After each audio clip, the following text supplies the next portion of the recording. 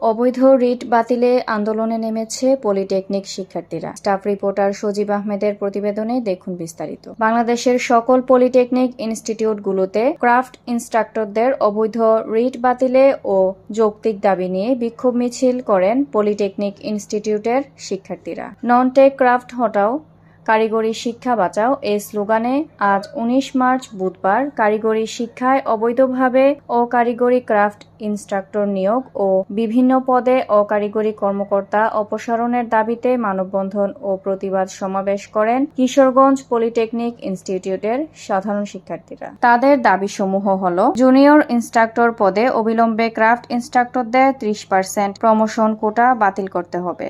Junior instructor পদের শিক্ষাগত যোগ্যতা বাধ্যতামূলক, ডিপ্লোমা প্রকৌশল ডিমি থাকতে হবে। ক্রাফট ইনস্ট্রাক্টর সহ দেশের কারিগরি সকল পদে কারিগরি শিক্ষায় শিক্ষিত জনবল নিয়োগ দিতে হবে। কারিগরি পলিটেকনিক ইনস্টিটিউট শিক্ষার্থীদের জন্য সকল বিভাগীয় শহরগুলোতে প্রকৌশল বিশ্ববিদ্যালয় স্থাপন করতে হবে। কারিগরি শিক্ষা বৃদ্ধির লক্ষ্যে প্রাথমিক বিদ্যালয়ের শিক্ষক পদে ডিপ্লোমা প্রকৌশলীদের চাকরির আবেদনের সুযোগ বাস্তবায়ন করতে হবে। ডিপ্লোমা প্রকৌশলীদের জন্য প্রাইভেট সেক্টরে সর্বনিম্ন বেতন স্কেল নির্ধারণ করে দিতে হবে। একই সাথে দেশের সকল পলিটেকনিক ইনস্টিটিউটগুলোতে পর্ব মধ্যে পরীক্ষা সহ সকল একাডেমিক কার্যক্রম বর্জন করা হয়েছে বলে জানান তারা। Mahjabin Sadia, news desk, daily news Bangla 24।